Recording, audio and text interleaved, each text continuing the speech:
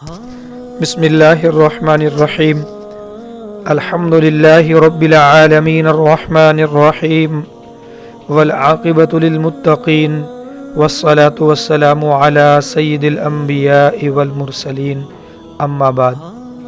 काबिल सद इकराम, आप सुन रहे हैं, देख रहे हैं अल मुफ्ती ऑनलाइन चैनल और मेरा नाम है मोहम्मद अकरम।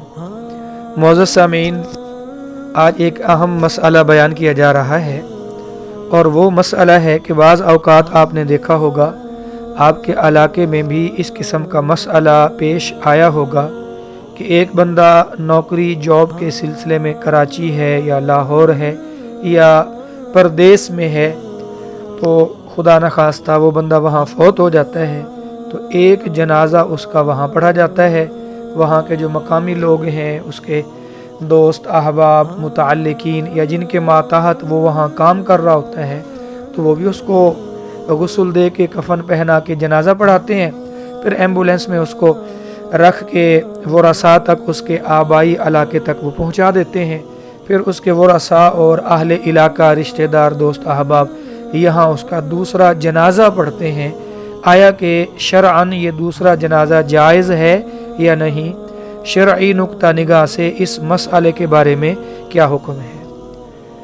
तो मेरे मोअज़्ज़ज़ सामीन, इसके बारे में हुक्म ये है, अगर पहला जनाजा वली के हुक्म से पढ़ाया गया या वली उस जनाजे के अंदर शरीक था, वली से मुराद उस मय्यत का करीबी रिश्तेदार, बेटा है, उसका सगा भाई है, या मतलब है कि उसका कोई नहीं तो उसका चचा या उसका जो असल वारिस है वो उस पहले जनाजे में शरीक था, या पहले जनाजे में शरीक तो नहीं था, इसने फ़ोन पे या किसी तरीके से उनको इजाज़त दे दी कि तुम जनाजा पढ़ा दो।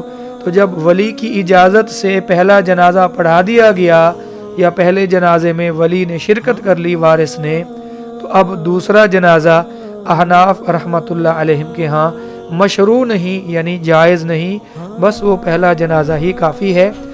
बाकी अहले इलाका उसके लिए दुआ करें, ईसाल सवाब करें, दूसरा जनाजा पढ़ना उनके लिए वो जायज़ नहीं। और अगर पहले जनाजे में वली शरीक ही नहीं है और उसने इजाज़त भी नहीं दी, बस अचानक वो बंदा फौत हुआ, तो उसके अहले इलाका ने, जहाँ वो काम कर रहा था, जहाँ वो आर्जी तौर पर रह रहा था, तो उन्होंने उसको जल्दी जल्दी गुस्ल दिया, कफन पहनाया और उसका जनाजा पढ़ दिया। वो रसा को इत्तला बाद में की या इत्तला कर दी, लेकिन पहला जनाजा पढ़ने की कोई बात भी नहीं हुई।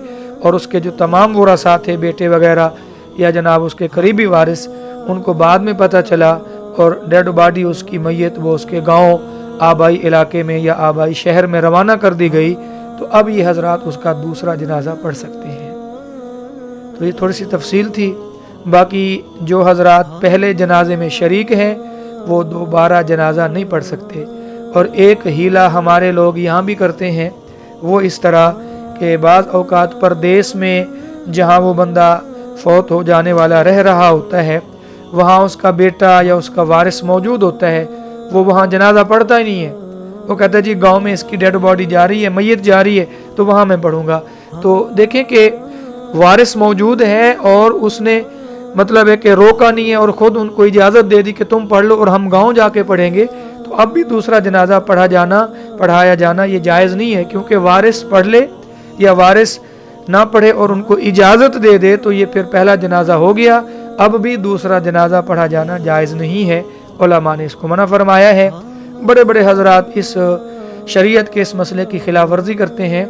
बड़े हजरात से मुराद यानी उलमा होकर, मसला जान कर भी काफ़ी सारे लोग इस मसले की शरीयत में खिलाफ वर्जी करते हैं, ऐसा जायज़ नहीं।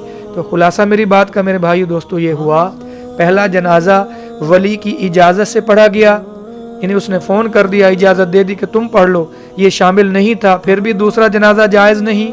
या फिर ये शामिल था और इसने भी पढ़ लिया, तो फिर भी दूसरा जनाजा जायज़ नहीं। हाँ, इत्तेफाकी तौर पर बंदा अचानक फौत हुआ, उन्होंने जल्दी जल्दी वो गुस्ल दे के कफन पहना के जनाजा पढ़ दिया और फिर उसकी डेड बॉडी मैयत उसके आबाई शहर में या आबाई गांव इलाके में रवाना कर दी। वो रसास सारे इधर ही थे, अब ये दूसरा जनाजा पढ़ सकते हैं। अल्लाह पाक से दुआ है, अल्लाह पाक हम सबको मसाइल समझने की, अमल करने की तौफीक नसीब फरमाए। آمین ثم آمین وآخر دعوانا ان الحمد للہ رب العالمین.